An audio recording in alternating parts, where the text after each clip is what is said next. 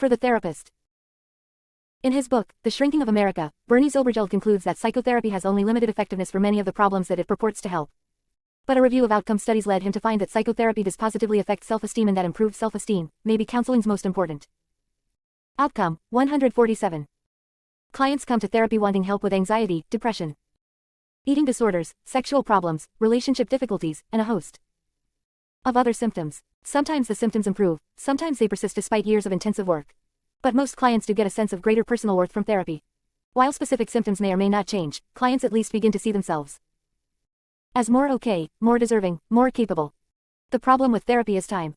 Over the course of months, and often years, a client's self-perception changes in response to consistent positive regard from the therapist.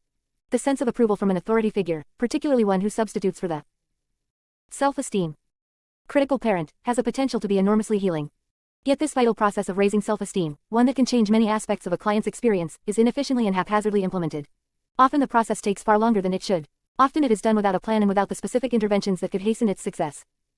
This book is about hastening the process. You can increase a client's self-esteem more rapidly and more effectively using the cognitive restructuring techniques presented here. Through an explo ration of chronic negative self-talk, a systematic confrontation of cognitive distortions, and the development of a more accurate and compassionate self-evaluation, you can intervene directly to raise a client's sense of worth. An issue of diagnosis. There are basically two kinds of self-esteem problems, situational and characterological. Low self-esteem that is situational tends to show up only in specific areas. For example, a person might have confidence in himself as a parent, a conversationalist, and a sexual partner, but expect to fail in work situations. Someone else might feel socially inept, but see herself as a strong and capable professional. Low self-esteem that is characterological usually had roots in early experiences of abuse or abandonment. The sense of wrongness, in this case, is more global and tends to affect many areas of life. Situational low self-esteem is a problem ideally suited for cognitive restructuring techniques. The focus is on confronting cognitive distortions, emphasizing strengths over weaknesses, and developing specific skills for handling mistakes and criticism. Since the client is not rejecting himself or herself globally, you will find that changing maladaptive thinking patterns will significantly increase a sense of confidence and worth. Since characterological low self-esteem derives from a basic identity statement, a feeling of being bad, changing a client's thoughts is not enough. Identifying and beginning to control the internal critical voice will help, but will not entirely undo the feeling of wrongness. Your main therapeutic emphasis must therefore be on the negative identity that gives rise to negative thoughts. The focus should be on developing self-compassion and a commitment to non-judgment, see Chapter 6. These positions can be reinforced through visualization and hypnotic techniques. The nature of self-esteem. Cognitive restructuring for self-esteem. The best place to begin is with the client's thoughts. Ask what he or she was thinking during a recent episode of self-reproach. Get as much detail as you can about the critical self-talk and then introduce the concept of the pathological critic, see Chapters 2 and 3, the pathological critic, and disarming the critic. Encore. Age the client to develop his or her unique name for the critic as a way to begin to take ownership of the concept. Typical names are the bully, the shark, my kicker, Mr. Perfect, Marcia, the client's mother, and so on. Personifying the critic helps the client begin to externalize the self-accusing voice. You want him or her to experience the voice as something coming from outside, rather than as a part of the normal flow of thought. It's easier to fight something that is perceived as external. It's also easier to make the critical voice ego-dystonic, something the client eventually rejects as, not me. At the same time that you are identifying and naming the pathological critic, you can also introduce the client to his or her healthy voice. The healthy voice is the client's ability to think realistically. By emphasizing and strengthening this ability, you are positioning the client to begin talking back to the critic. Names that are typically used for the healthy voice include my rational part, my accepting part, my compassionate part, my healthy coach, and so on. Choose a name that fits the client's self-concept, i.e., rational, compassionate, caring, objective, and so on. By creating this dichotomy between the critical voice and the healthy voice, you can encourage the client to confront his or her critic. The following dialogues exemplify this process. Oh. Therapist, so what did the critic say when you waited and didn't? Hear from your new friend. Client, that I'm not interesting, that I bored him and he was tired of me. Therapist, what does a healthy coach say back to that? Client, that our conversation was lively and fun. That there was nice energy between us. I could feel it. Therapist, what else? Does the coach think you should stew about it? Or is there some action you can take? Client, I could call him and try to get a sense of how he feels. Here's another example. Client, I didn't get an assignment at work in on time. Therapist, what did the bully say about that? Self-esteem. Client, that I'm lazy. Over and over, you're lazy, you screw up. You'll never get anywhere. Therapist, can you mobilize the healthy voice to say anything back? Client, all T here is the bully.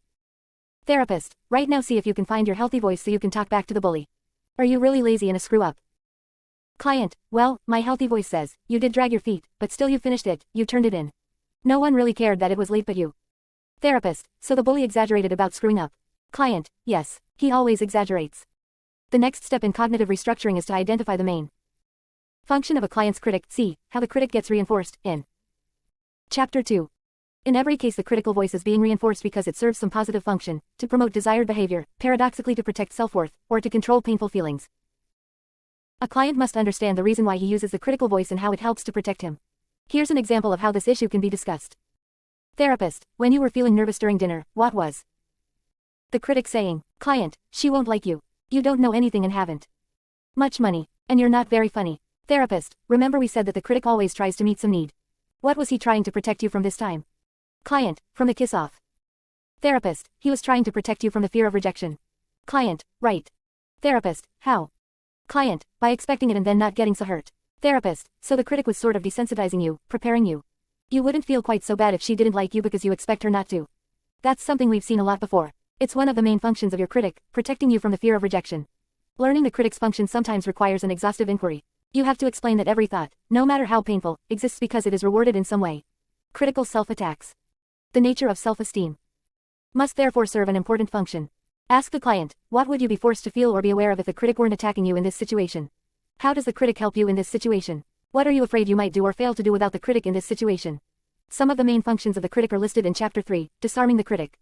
Using that chapter as a resource, you may want to suggest the major functions you see the critic serving for your client. Once the function of the critical voice has been unmasked, this information can be used again and again during confrontations. Once again you are using the critic to push you toward impossible levels of achievement. Again you deal with the fear of failure by letting the critic tell you that you can't do it, so why try? You are letting the critic punish you again so you won't have to feel so much guilt. Identifying what reinforces the critic is half the battle. In addition, the client must learn that the important needs his critic helps him meet can be satisfied in healthier ways. See, Making Your Critic Useless, in Chapter 3. The critic is not the only way to deal with the fear of failure, fear of rejection, guilt, and so on. New, non-toxic strategies must be devised. Therapist, is there another way of lowering your anxiety about rejection? A way that doesn't use the critic? Client, I guess so. I could remind myself that we're both probably nervous. And that we're just there to have a pleasant evening and it doesn't have to be anything beyond that. Therapist, in other words, tell yourself that it's just a date, and you don't necessarily expect her to like you so much that she'll spend the rest of her life with you. Client, right. Therapist, does reframing it like that lower your anxiety? Client, I think so. Identifying distortions. The chapter on cognitive distortions introduces 9 specific categories of distorted thinking that contribute to lower self-esteem. Identifying and confronting these distortions can become a major component of your treatment program. While you may invent your own terms, it's important to define the particular distortion as clearly and with as many examples as possible. Therapist, I'm saying that words like stupid, fraud, and idiot are toxic labels because they're total indictments of you as a person. They're global put-downs. You're not saying that. Self-esteem. You're ignorant about taxes, you're saying, I'm a stupid person. You're not saying that you feel insecure about certain tasks at work, you're saying, I'm a fraud. These terms are a total dismissal of all your strengths and assets. They're pejorative and brutal because they generalize the negative and forget the positive. They are plain wrong, inaccurate. Part of our work is to find ways to get away from these labels and become more accurate. The therapist has defined the distortion and is also defining the task. Now she starts teaching the client about how to substitute accurate language for the toxic labels. Therapist, okay, you're calling yourself a fraud. This is pejorative, Generality. What's the accurate statement? Client, that I try to look more confident than I am. Therapist, continuously, or just in certain things. Client, well, mostly in terms of the gas chromatograph. I look like I know more than I really do. Therapist, so is the accurate statement that you know less than people expect about the gas chromatograph? Client, yes. Therapist, that's very different from being a fraud. Client, that's true. Fraud is a big exaggeration. During your first few sessions, ask many specific questions about the content of any self-critical thoughts. What did the critic say to you when you visited home? When you finished the term paper? When your son got angry? At the end of our last hour? The more you learn about the content of the critical voice, the better prepared you will be to confront specific distortions. When introducing the concept of cognitive distortions, focus only on the most significant ones. Don't overload the client. Most people can't remember to fight more than 1 or 2 negative thought patterns at any given time. When you are first looking at distortions, it's helpful to review 3 or 4 self-critical cognitions and show what they all have in common. Therapist, last week you talked about being late and called yourself a screw-up. Then you were struggling with your tax forms and said that you were stupid. Today you described yourself as a fraud and an idiot at work. Screw up, stupid, fraud, idiot. These are toxic labels that really undermine your self-esteem. They are part of the problem we are. 10. The nature of self-esteem. Working on. Every time you use one of these labels you wound yourself a little bit more, you cut a little deeper into yourself. Have you noticed how much your critic uses toxic labels to put you down? The therapist in this example has done her homework. She can point to specific examples of toxic labeling so that the confrontation has more impact. She has chosen the term toxic labeling, officially known as global labeling, because her client is an organic chemist and the word toxic has more meaning for him. Your best technique for helping the client arrive at a more accurate statement is Socratic questioning. This is a method that Socrates used to expose logical inconsistencies in the arguments of his students. There are 3 main lines of questioning that you can use. 1. Questions that expose overgeneralization. Is it true that you always screw up? Every single task. You do nothing right, ever. 2. Questions that expose faulty labeling. Is it true that getting AB means you're screwing up? 3. Questions that expose the lack of evidence. What evidence do you have that people think you're screwing up? Here's how it might work during a session. Therapist: so lately the kicker's been telling you that you're ugly. Client: he's been on me with that a lot. Therapist: is every part of your face and body ugly, or just some parts? Exposing overgeneralization. Client: mostly my nose, and I think my chin is weak. And my stomach is spongy and out of shape after the baby. Therapist: are there any parts of your body that you like? Client: my legs, I guess. My hair and my eyes. Therapist: so you're generalizing 3 features among many and labeling yourself completely ugly. Client: yeah, it's kind of crazy. Therapist: is it true that your chin and nose are totally ugly and repulsive? Exposing faulty labeling. Client: well, they're not real attractive. Therapist: but are they really ugly? Client: not really. Therapist: so what's the accurate statement? What would the healthy voice say? 11. Self-esteem. Client: that my legs, hair, and eyes are nice, and I don't like my nose, chin, or stomach. Refuting the critic. Your objective is to develop specific rebuttals that the client can write down and use for each critical attack. The rebuttals are created through dialogues between the critic and healthy voice, through your Socratic questioning, and through the 3-column technique. See the 3-column technique in Chapter 5. Over time, you can evaluate and modify the rebuttals until they are believable and effective. They are a resource you will use throughout the course of therapy. You should identify and confront distortions every time you hear them. That's because you are modeling in the session what you want the client to begin doing on his or her own. When you consistently confront the client's internal critic, when you let no distortion slip by, you are encouraging the client to fight consistently at home. Therapist: all right, the critic's telling you that you're ruining your relationship with your son. That's the self-blame again. What can the healthy voice say back to that? Thought stopping. The internal critic is often so insistent and so caustic that there is literally no room for the healthy voice. To make room for healthy rejoinders, certain thought-stopping procedures may prove useful. Chapter 3 describes howitzers or mantras, a simple technique for thought interruption. Another approach called asking the price requires the client to refocus on the cost of listening to the critic, rather than to the critical message itself. Once the critic has been silenced for a few moments, the client can then use appropriate refutations from the list that the two of you have been creating. Identifying strengths. Concurrent with your work to defeat the critic must be a program to bolster the client's awareness of genuine strengths and assets. Chapter 4, Accurate Self-Assessment, has a rather detailed methodology for this. The bare minimum you should do includes the following. 1. Work with the client to create a list of genuine strengths and assets. If he or she has difficulty identifying strengths, ask the client to view him or herself as friends and loved ones see him or her. 2. Have the client identify his or her most troubling weaknesses. 3. Point out how the weaknesses are often couched in pejorative language. Revise these using accurate, non-judging. 12. The nature of self-esteem.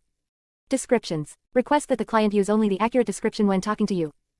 4. Encourage the client to use affirmations taken from the strengths list. These can be reinforced through the use of signs, affirmations displayed on the shaving mirror, the closet door, in the wallet, and so on.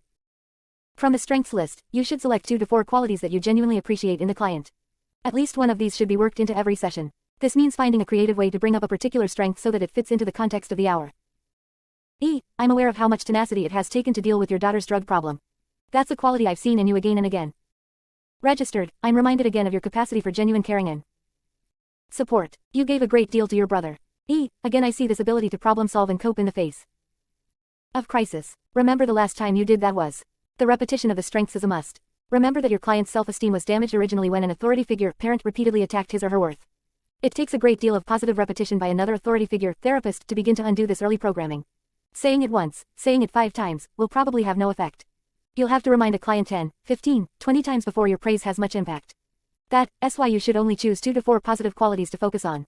Attempting to praise too many of the client's strengths dilutes the attention given to any one of them. Self-acceptance. Self-esteem is more than merely recognizing one's positive qualities. It is an attitude of acceptance and non-judge.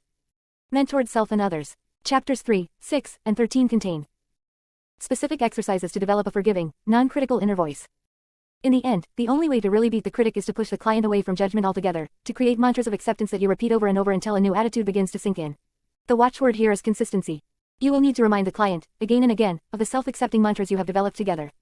Introducing this issue, then dropping it for the next 6 sessions, and then mentioning it again will probably have very minimal impact. The concept and language of self-acceptance must be woven all through the fabric of your therapeutic work. 13. Self-esteem. Special focus problems. There are 4 special problems that impact negatively on self-esteem. 1. Inflexible rules and shoulds. 2. Perfectionism. 3. Extreme vulnerability to criticism. And 4. Non-assertiveness. When any of these are present to a significant extent, they should be treated very specifically. Strategies for dealing with these problems are detailed in the following chapters. 1. For shoulds, see Chapter 7. 2. For perfectionism, see Chapter 8. 3. For vulnerability to criticism, see Chapter 9. 4. For non-assertiveness, see Chapter 10. Reinforcing the healthy voice. People with a strong critic will always have contact with their negative inner voice to some extent. The job of the therapist is to diminish the intensity of self-attacks while nourishing more healthy self-talk. In other words, you may never entirely get rid of the inner voice that says, "You made a mistake, you're stupid," but you can reinforce the growth of a parallel. An even stronger voice that says, "I am fine, I am doing the best I can." As the healthy voice gains strength, it responds more quickly, more forcefully, and more believably to the attacks of the critic. There are several specific interventions you can use to reinforce the healthy voice. 1. Teach coping statements. These can be in the form of affirma. Tie-ons are specific rebuttals to attacks that the critic typically makes. 2. Hypnosis. Use or modify the induction in Chapter 12. Hypnosis is effective because it functions as a memory aid for coping statements that you want clients to learn by heart. In addition, because hypnosis is a state of hypersuggestibility, your interventions will penetrate through to a deeper level of acceptance. 3. Visualization. Techniques described in Chapter 11 will allow the client to begin seeing him or herself as confident, socially comfortable, and competent. Visualization facilitates a more rapid shift in self-concept because the client literally sees his or her body and behavior differently. 4. Anchoring. Described in Chapter 13, anchoring is a technique for retrieving feelings of confidence and self-liking from times in the past and bringing them into the present. An ability to access positive feelings at will has a significant strengthening effect on the healthy voice. 14. 2. S. The pathological critic. The pathological critic is a term coined by psychologist Eugene Sagan to describe the negative inner voice that attacks and judges you. Everyone has a critical inner voice. But people with low self-esteem tend to have a more vicious and vocal pathological critic. The critic blames you for things that go wrong. The critic compares you to others, to their achievements and abilities, and finds you wanting. The critic sets impossible standards of perfection and then beats you up for the smallest mistake. The critic keeps an album of your failures, but never once reminds you of your strengths or accomplishments. The critic has a script describing how you ought to live and screams that you are wrong and bad if your needs drive you to violate his rules. The critic tells you to be the best, and if you're not the best, you're nothing. He calls you names, stupid, incompetent, ugly, selfish, weak, and makes you believe that all of them are true. The critic reads your friends' minds and convinces you that they are bored, turned off, disappointed, or disgusted by you. The critic exaggerates your weaknesses by insisting that you always say stupid things, or always screw up a relationship, or never finish anything on time. The pathological critic is busy undermining your self-worth every day of your life. Yet his voice is so insidious, so woven into the fabric of your thought that you never notice its devastating effect. The self-attacks always seem reasonable and justified. The carping, judging inner voice seems natural, a familiar part of you. In truth, the self-esteem critic is a kind of psychological jackal who, with every attack, weakens and breaks down any good feelings you have about yourself. Although we refer to the critic as he, for convenience, your critic's voice may sound female. Your critic's voice may sound like your mother, your father, or your own speaking voice. The first and most important thing you need to know about your critic is that no matter how distorted and false his attacks may be, he is almost always believed. When your critic says, "God, I am dumb," this judgment seems just as true to you as the awareness that you're tired this morning, or that you have brown eyes, or that you don't understand word processors. It feels normal to judge yourself because you are so intimately aware of what you feel and do. It feels normal to judge yourself because you are so intimately aware of what you feel and do. But the attacks of the critic aren't part of the normal process of noticing what you feel and do. For example, when you examine how you felt on a first date, the critic drowns out any normal, reasonable reflections by shouting through a bullhorn that you were a callow bore, a fumbler, a nervous phony, and that your date won't ever want to see you again. The critic takes your self-esteem and puts it through a Cuisinart. A loud, voluble critic is enormously toxic. He is more poisonous to your psychological health than almost any trauma or loss. That's because grief and pain wash away with time. But the critic is always with you, judging, blaming, finding fault. You have no defense against him. "There you go again," he says, being an idiot. And you automatically feel wrong and bad, like a child who's been slapped for saying something naughty. Consider the case of a 29-year-old entomologist, recently graduated with a PhD, who was applying for a faculty position. During interviews he would observe the dress and manner of the interview committee and make guesses about the sort of people they were and how they were responding to him. He would handle questions by weighing the best possible answer, given what the committee seemed to expect. And while he was doing all that, he was also listening to a continuous monologue in which his critic said, "You're a fraud, you don't know anything. You won't fool these people. Wait till they read that mediocre piece of hogwash you call your dissertation. That was a stupid answer. Can't you crack a joke? Do something. They'll see how boring you are. Even if you get the job, you'll only lose it when your incompetence starts to show." You're not fooling anybody. The entomologist believed every word. It all seemed to make sense. Because he'd heard it for years, the steady stream of poison felt normal, reasonable, and true. During the interview he became 16. The pathological critic. More and more stiff, his answers more vague. His voice slipped into a monotone while he perspired and developed a little stammer. He was listening to the critic, and the critic was turning him into the very thing he feared. Another important thing you need to know about the critic is that he speaks in a kind of shorthand. He might only scream the word, lazy. But those two syllables contain the memory of the hundreds of times your father complained about laziness, attacked your laziness, said how he hated laziness. It's all there, and you feel the entire weight of his disgust as the critic says the word. Sometimes the critic uses images or pictures from the past to undermine your sense of worth. He shows a rerun of some awkward moment on a date, he pulls out snapshots of a dressing down you got from your boss, images of a failed relationship, and scenes of the times you blew up at your kids. A legal secretary found that her critic often used the word, screw up. When she thought about it, she realized that, screw up, stood for a list of negative qualities. It meant someone who was incompetent, unliked, a taker of foolish risks, a person like her father who would run away from problems. When the critic said, screw up, she firmly believed that she was all of these things. One of the strange things about the critic is that he often seems to have more control of your mind than you do. He will suddenly start to sound off, launching one attack after another or dragging you over and over through a painful scene. Through a process called chaining, he may show you a past failure, which reminds you of another and another in a long string of painful associations. And though you try to turn him off, you keep being reminded of yet another mistake, another rejection, another embarrassment. Although the critic seems to have a will of his own, his independence is really an illusion. The truth is that you are so used to listening to him, so used to believing him, that you have not yet learned how to turn him off. With practice, however, you can learn to analyze and refute what the critic says. You can tune him out before he has a chance to poison your feelings of self-worth. An arsenal of shoulds. The critic has many weapons. Among the most effective are the values and rules of living you grew up with. The critic has a way of turning your shoulds against you. He compares the way you are with the way you ought to be and judges you inadequate or wrong. 17. Self-esteem. He calls you stupid if the A you should have had slips to AB. He says, a marriage should last forever, and calls you a failure after your divorce. He says, a real man supports his family, and calls you a loser when you're laid off from work. He says, the kids come first, and calls you selfish when you crave some nights off. A 35-year-old bartender described how his critic used old shoulds he learned as a child. My father was a lawyer, so the critic says that I should be a professional and that anything else is a waste. I feel like I should have forced myself to go to school. I feel like I should read real books instead of the sports page. I feel like I should be doing something in the world instead of mixing drinks and heading over to my girlfriend's house. This man's self-esteem was severely damaged by a critic who insisted that he be something other than himself. The fact was that he liked the camaraderie of the bar and wasn't the least bit intellectual. But he continually rejected himself for not living up to his family's expectations. The origin of the critic. The critic is born during your earliest experience of socialization by your parents. All through childhood, your parents are teaching you which behaviors are acceptable, which are dangerous, which are morally wrong, which are lovable, and which are annoying. They do this by hugging and praising you for appropriate behavior and punishing you for dangerous, wrong, or annoying behavior. It's impossible to grow up without having experienced a great number of punishing events. Personality theorist Harry Stack Sullivan called these punishing events forbidding gestures. By design, forbidding gestures are frightening and rejecting. A child who is spanked or scolded feels the withdrawal of parental approval very acutely. He or she is, for a while, a bad person. Either consciously or unconsciously, a child knows that his or her parents are the source of all physical and emotional nourishment. If he or she were to be rejected, cast out by the family, he or she would die. So parental approval is a matter of life or death to a child. The experience of being bad can be very deeply felt, because being bad carries with it the terrible risk of losing all support. All children grow up with emotional residues from the forbidding gestures. They retain conscious and unconscious memories of all those times when they felt wrong or bad. These are the unavoidable scars that growing up inflicts on your self-esteem.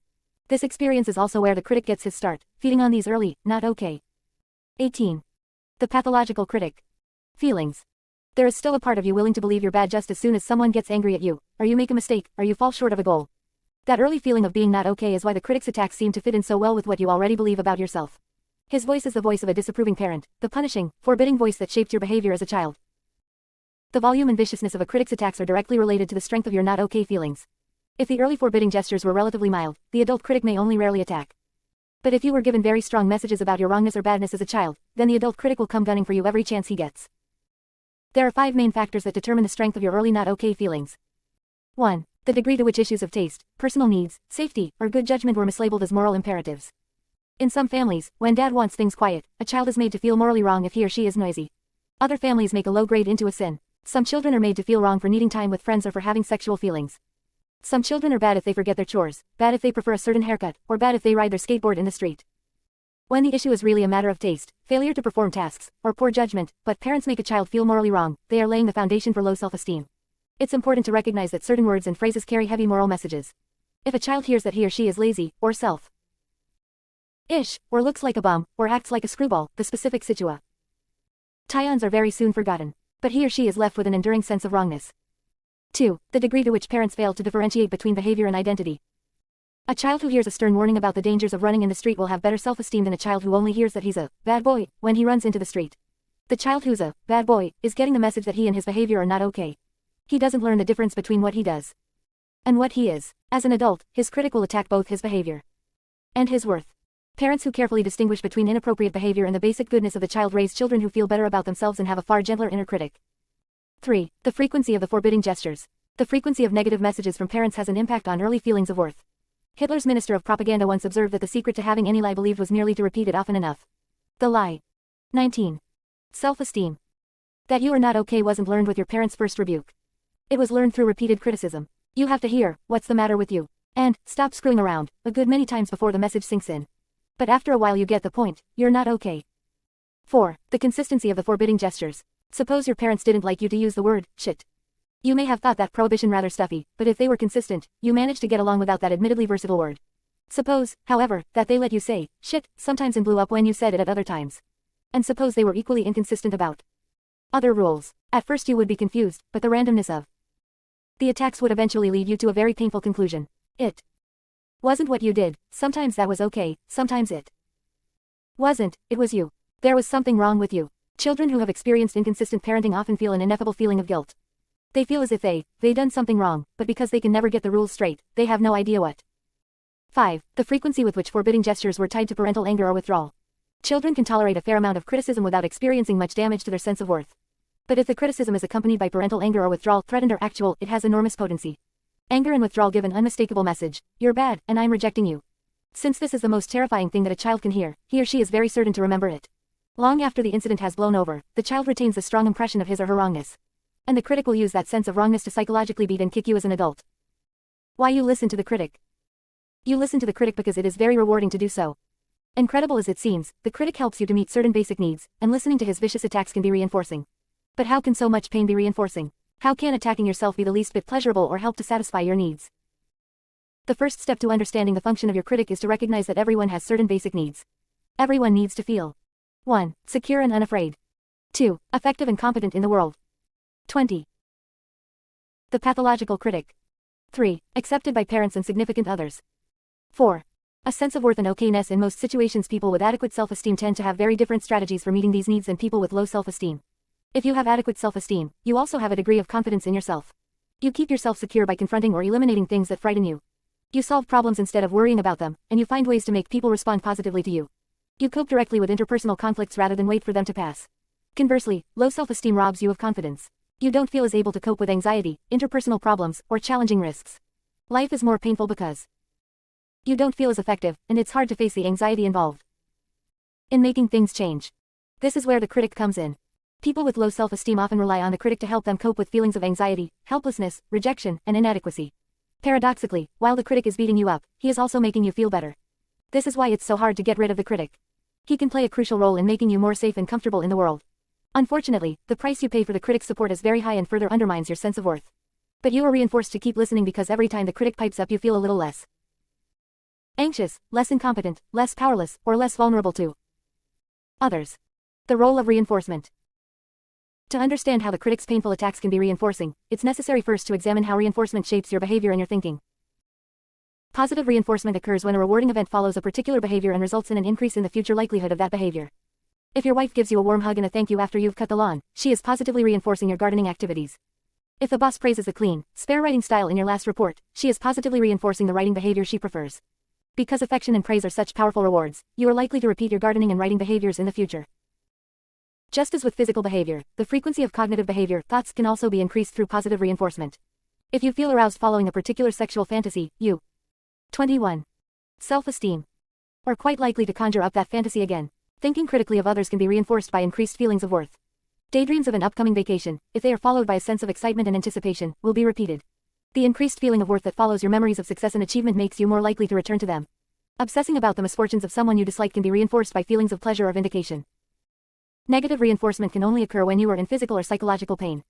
Any behavior that succeeds in stopping the pain is reinforced, and is therefore more likely to occur when you feel similar pain in the future. For example, when students are preparing for final exams, they often find that the most boring, mundane activity ties have become irresistibly interesting. Activities like doodling or scoring baskets in the trash can are being reinforced because they provide relief from high-stress studying. As a general rule, anything that relieves stress and anxiety will be reinforced. Anger is often reinforced by the immediate drop in tension following a blow-up. TV watching, eating, hot baths, withdrawal, complaining, hobbies, and sports activities may all at times be reinforced by tension or anxiety reduction. Blaming others relieves anxiety over your mistakes and can be reinforced until it becomes very high-frequency behavior. Macho behavior has the effect of relieving social anxiety for some men, and the decrease in anxiety is so rewarding that the macho style becomes a heavy armor in which they become trapped. As with positive reinforcement, negative reinforcement shapes how you think. Any thought that relieves feelings of anxiety, guilt, hopelessness, or inadequacy will be reinforced. Suppose, for example, that you feel anxious every time you visit your crusty, judgmental father-in-law. Driving over to his house one day, you begin thinking about what a narrow bigot he really is, how few of his opinions are supported by anything resembling a fact, how tyrannical he is when crossed. Suddenly you feel more angry than anxious, and you experience a strange sense of relief. Since your critical thoughts are reinforced by reduced anxiety, you notice on subsequent visits an increasingly judgmental attitude toward the old man. A person who feels anxious about mistakes at work may find that devaluing the job, its idiot's work, and the boss, a nitpicking, anal type, reduced anxiety. It's likely that the devaluing thoughts will be entertained again if anxiety should once more increase. Feelings of hopelessness can sometimes be relieved by romantic fantasies, grandiose success fantasies, rescue or escape dreams, or simple problem-solving thoughts. In every case, the 22. The pathological critic. Particular cognition that succeeds in reducing the sense of hopelessness will be remembered. When the same feelings recur, the same recognition has a high probability of being used again. The mourning process is a classic example of the power of negative reinforcement. What makes people keep dredging up painful memories of the lost person or object? Why keep thinking and thinking about those sweet days that can never come again? Paradoxically, these obsessive ruminations about the loss have the power of relieving pain. The awareness of a loss creates high levels of physical and emotional tension. The frustration and helplessness build until they must be discharged. Calling up specific images and memories of the lost person or object helps discharge that tension in the form of tears and then a brief sort of numbness. The stage in mourning of obsessive remembering is therefore reinforced by tension reduction and a few moments of relative peace. In summary, negative reinforcement is basically a problem-solving process. You're in pain. You want to feel better. You keep searching for some action or thought that is analgesic. When you find a thought or behavior that works to decrease your pain, you file it away as a successful solution to a particular problem. When the problem recurs, you will return again and again to your proven coping strategy. The variable ratio reinforcement schedule. So far, only continuous reinforcement schedules have been discussed. Continuous reinforcement means that a particular thought or behavior is always reinforced. Every time you engage in the behavior, you are rewarded by pleasure or relief. An important aspect of continuous reinforcement schedules is that they lead very quickly to extinction if the thought or behavior stops being reinforced. Shortly after you cease getting rewarded for a previously reinforced thought or behavior, you simply stop doing it. The situation is very different with a variable ratio reinforcement schedule. Here reinforcement is not continuous. You may be rewarded after emitting the behavior 5 times, then after 20 times, then after 43 times, then 12 times, and so on. The schedule isn't predictable. Sometimes you might have to engage in the behavior hundreds or even thousands of times before being reinforced. The result of the unpredictability is that you will keep doing a previously reinforced behavior for a long time without reinforcement before extinction. It takes a long time to give up.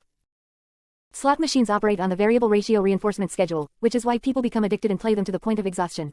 Sometimes it takes only 1/4 for a 23.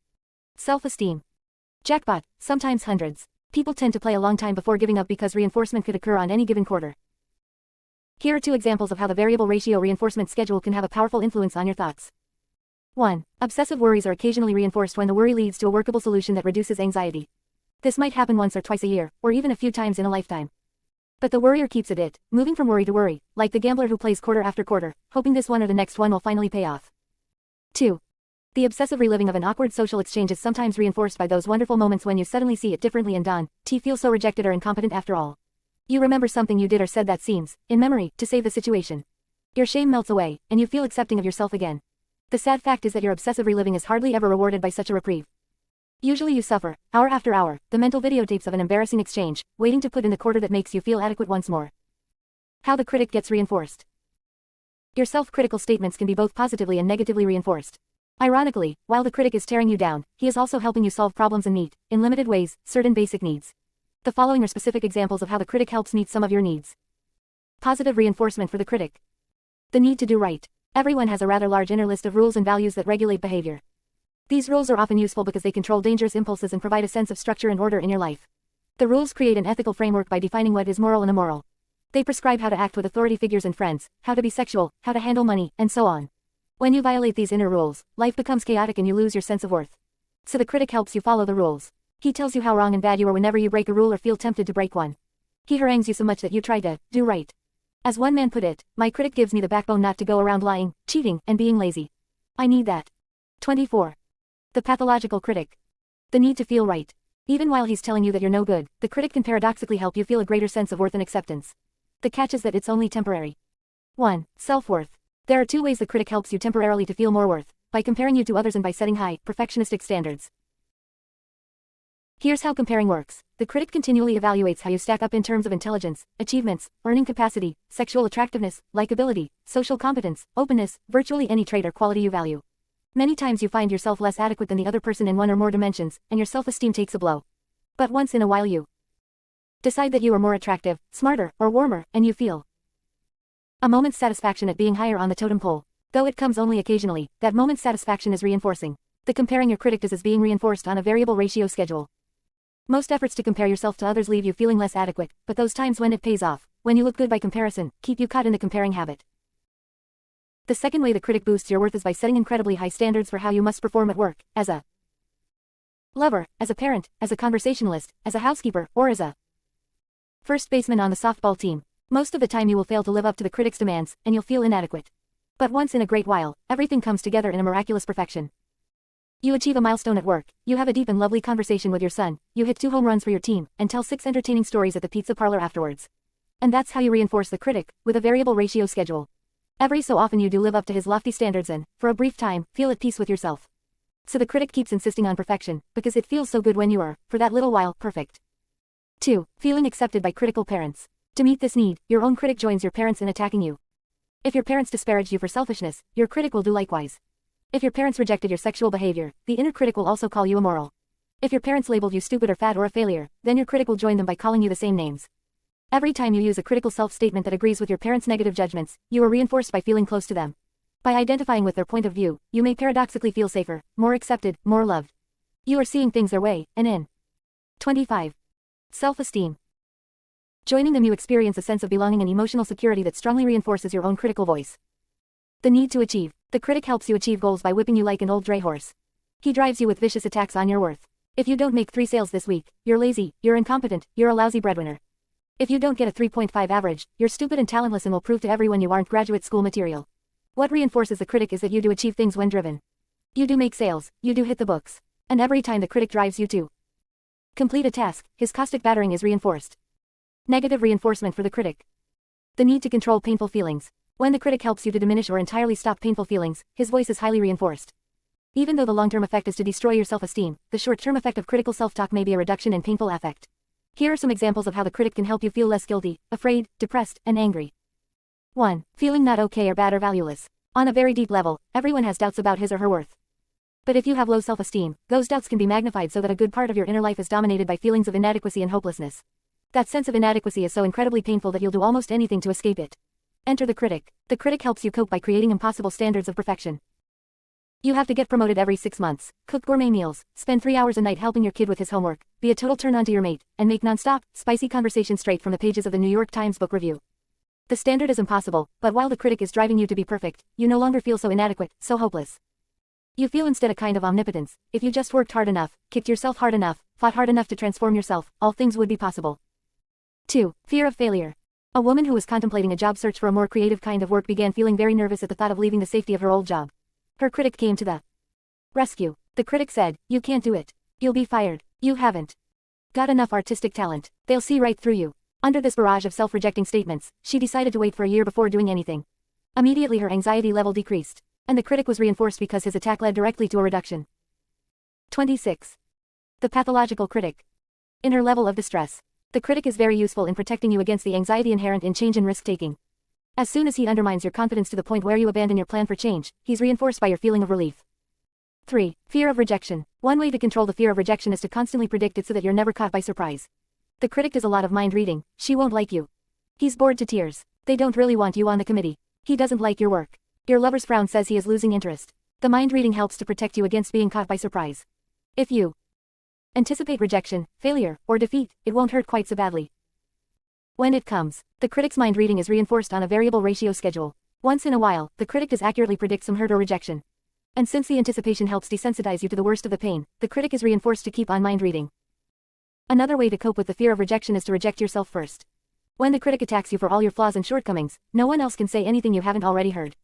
A 38-year-old loan officer described it this way: "After my divorce, I kept calling myself a loser. I think that saying that protected me. It felt like if I kept saying it, nobody else would. They wouldn't have to call me a loser because I was doing it already." A well-known poet described the same feeling: "I always had a sense that if I kept putting my work down it would magically keep other people from doing it." Attacking yourself is very reinforcing if it helps relieve your anxiety about being attacked by others. 4. Anger. Feelings of anger toward people you love can be very frightening. As the anger begins to enter awareness, you may feel a huge surge of anxiety. One way of coping is to turn the anger around and attack yourself. You're the one who's failed, who hasn't understood, whose mistakes caused the problem in the first place. As the critic goes on the attack, your anxiety decreases. Now you won't have to risk hurting someone. Or worse, getting them so angry that they hurt you. 5. Guilt. The critic obligingly helps you deal with guilt by providing punishment. You have sinned, and the critic will make you pay. As the critic attacks you over and over for your selfishness, your greed, or your insensitivity, you gradually feel a sense of atonement, sometimes even a sense of undoing, as if the sin never happened. While you sit in the critic's screening room reviewing again and again videos of your transgressions, the feeling of guilt dissipates. The critic is reinforced once more because the violence he does too. 27. Self-esteem. Your sense of worth helps you to conquer for a while that awful feeling of wrongness.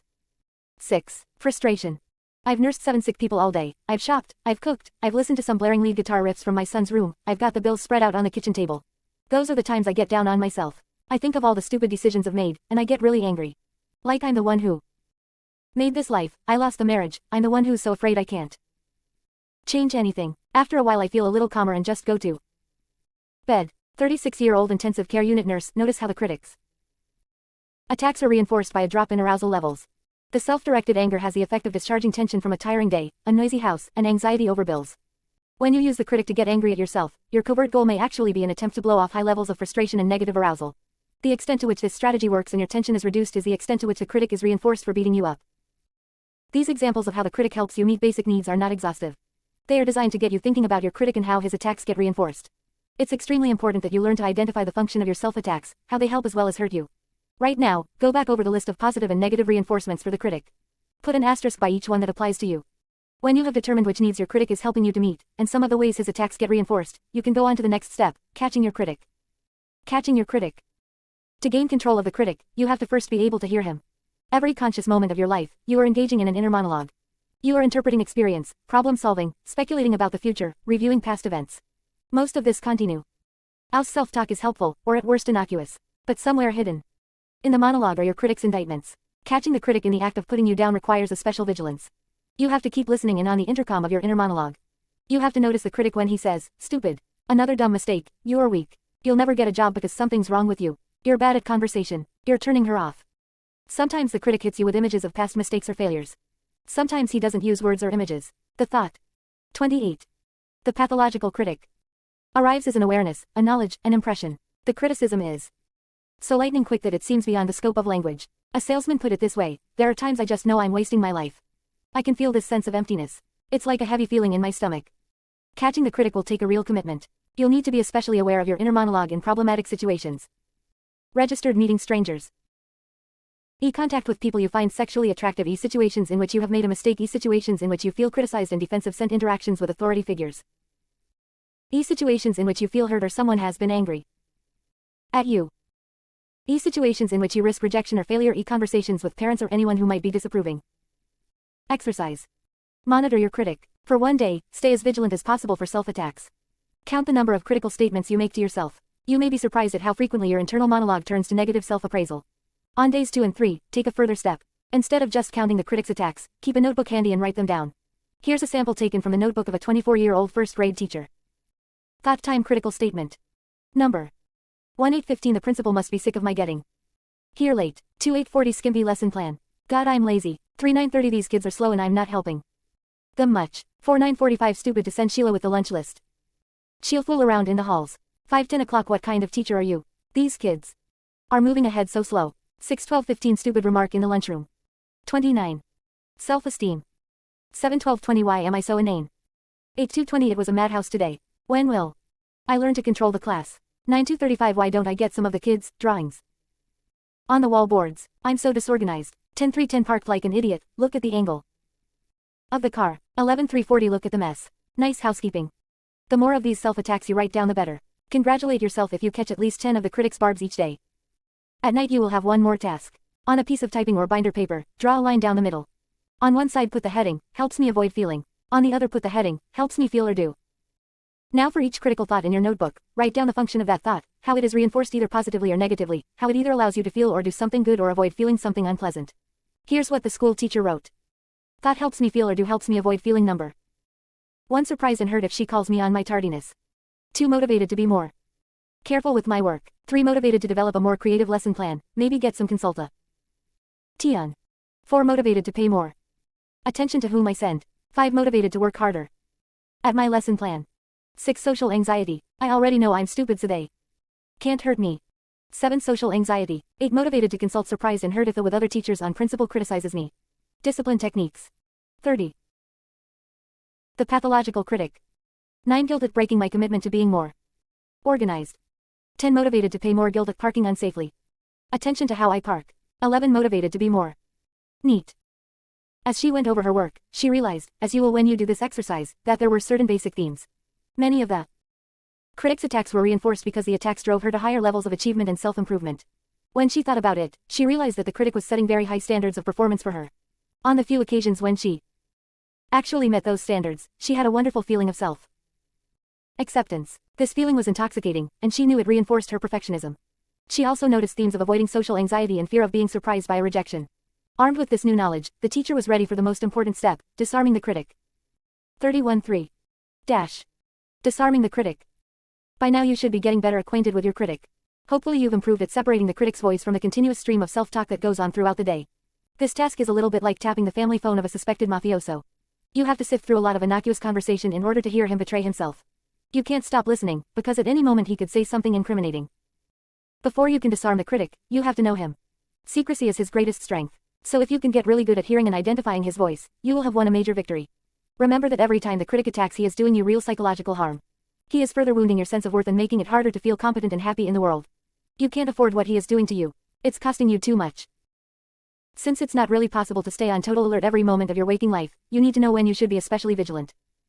In the last chapter, you were given a list of problematic situations, times when you have made a mistake, been criticized, or dealt with people who might be disapproving. But there's another time when you need to watch for the critic. That's when you are feeling depressed or down on yourself. These emotions are usually triggered by the critic, and their presence indicates that he is at work. In order to catch the critic in the act of making you depressed, you need to do 4 things. Self-esteem. 1. Close your eyes and take some deep breaths. Draw the air deep into your abdomen so that your diaphragm can stretch and relax. 2. Relax your body. Notice and eliminate any tension in your legs and arms, your face, jaw, neck, and shoulders. 3. Notice where you feel depression in your body. Focus on that place and really get to know the feeling there. 4. Listen to the thoughts that go with the feeling in that part of your body. Notice everything that you're saying to yourself. Now try to remember how the feeling began and what the critic was saying then. If you follow these 4 steps each time you feel depressed or down on yourself, you'll become much clearer about the specific content of the critic's attacks. If you did the exercises in the last chapter, you are now more aware of the basic themes of your critical voice. As you analyze your critical thoughts, determining what they help you feel or help you avoid feeling, you'll begin to see a pattern to the attacks. One person may find that his critic's primary function is to help him atone for guilt. Someone else may experience a critic whose main effort is to provide achievement motivation. Another person's critic may help desensitize her to the fear of rejection. Or a critic may harangue you to stay on the straight and narrow path. When you become aware of the theme or themes your critic uses, you are ready to fight back. Disarming the critic involves 3 steps. 1. Unmasking his purpose. 2. Talking back. And 3. Making him useless. Unmasking his purpose. There are few things more effective for winning arguments than to suddenly unmask your opponent's ulterior motives. A classic example is tobacco company research that finds no link between cigarette smoking and heart disease. Since the ulterior motives of the tobacco industry are clear, few people take their arguments seriously. When you unmask the critic, you expose his true purpose and functions. Here are some examples of ways you might unmask your critic. Registered, you're kicking me right now to force me to live by the rules I grew up with. Registered, you're comparing me to everyone so that once in a while I'll find someone lower on the totem pole than me. 34. Disarming the critic. Registered, you're slapping me around like my parents used to do, and I believe you because I believe them. Registered, you're beating me so that I'll achieve more and more and maybe feel better about myself. Registered, you're insisting that I be perfect because if I did everything exactly right, I might finally feel okay about myself. Registered, you're saying I can't do it so that I won't bother trying and won't have to worry about screwing up. You're telling me they won't like me so that I won't be so hurt if I'm rejected. Registered, you're saying she's disgusted by me so that no matter what. The truth is, I'll be prepared for the worst. You're telling me to be perfect so that I'll stupidly think that maybe I could be perfect and for a few minutes feel better about myself.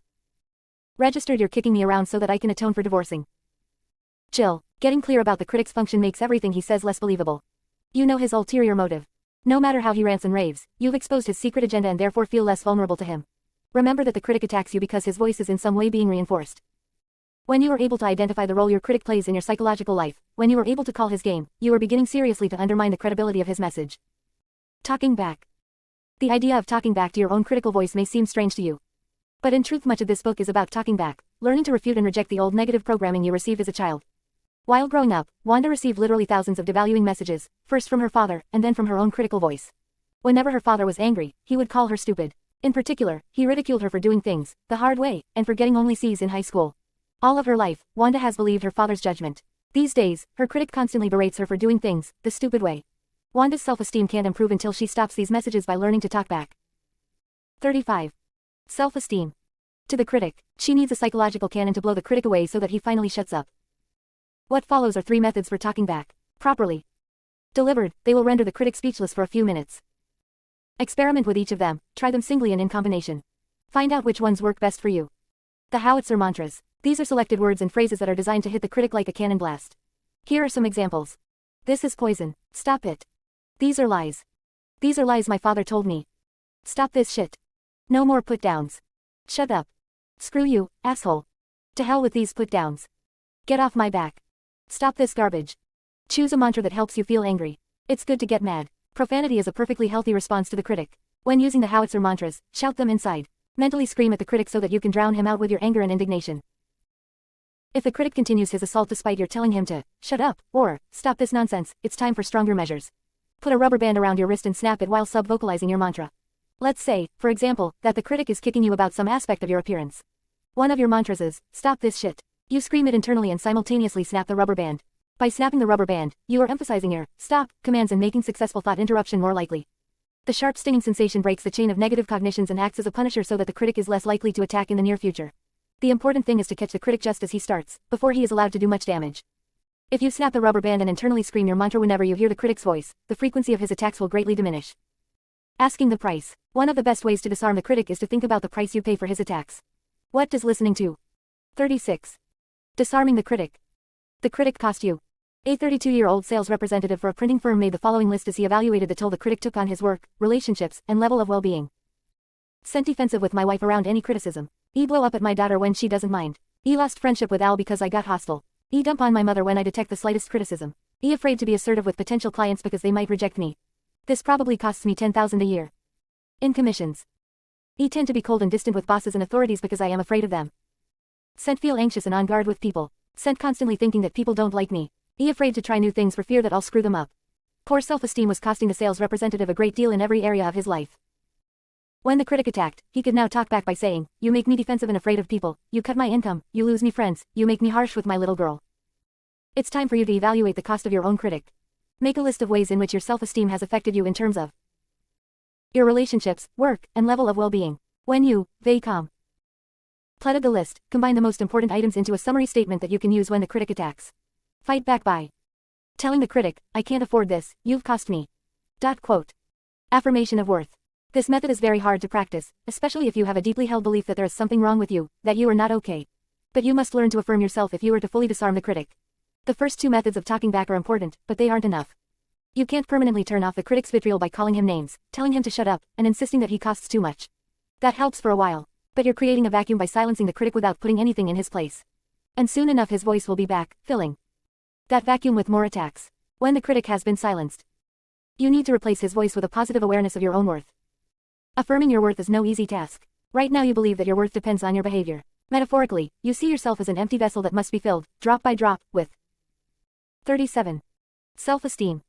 Your achievements. You start out essentially worthless, a body that moves and talks. The critic would have you believe that there is no intrinsic value in a life, only a potential for doing something worthwhile, something important.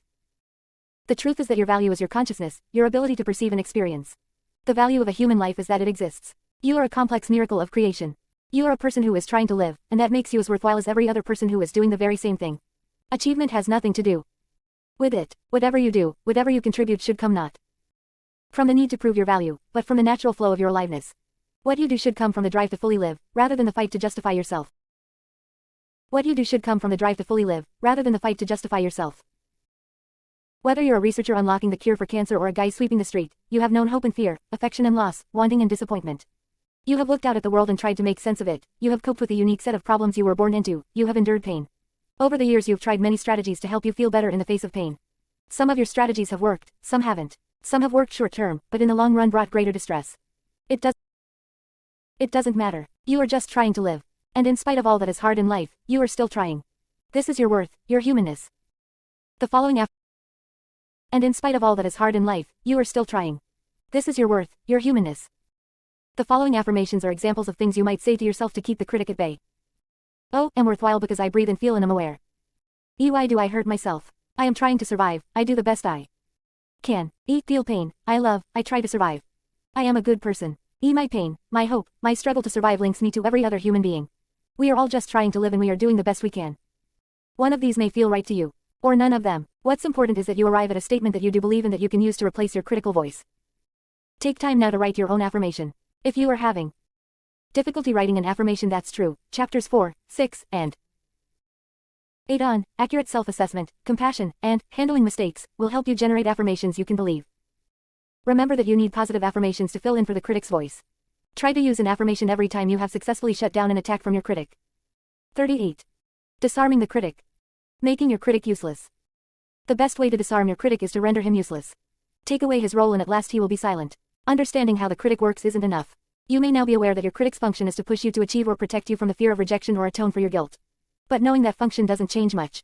Those same needs must be met in new and healthy ways before you will be willing to forego the services of your critic.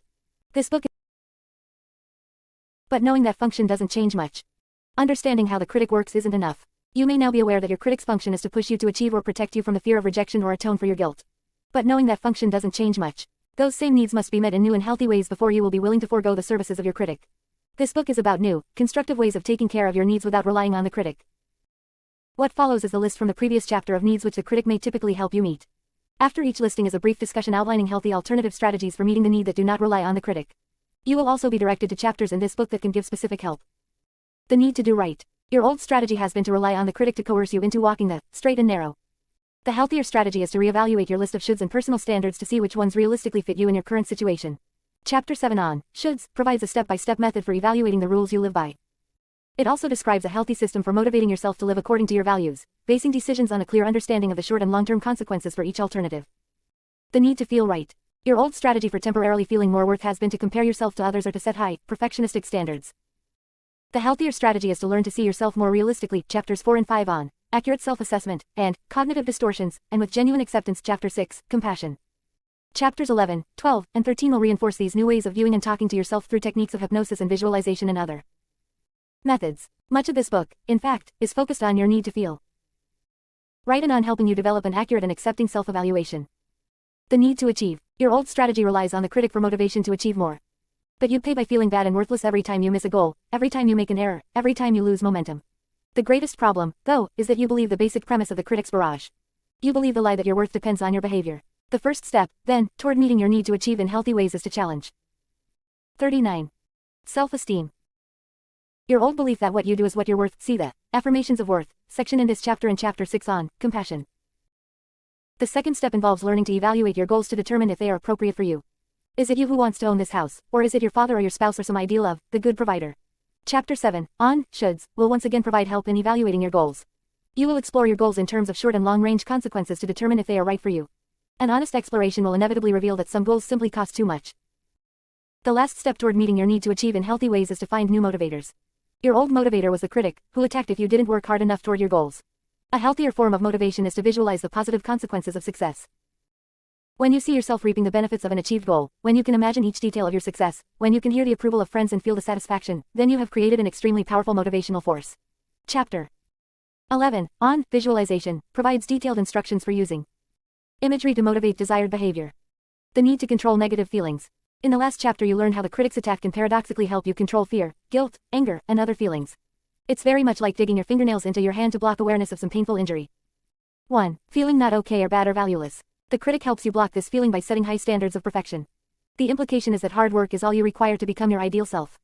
You can learn to control this feeling without the critic by following the steps outlined in The Need to Feel Right section above. Again, the strategy involves learning to see yourself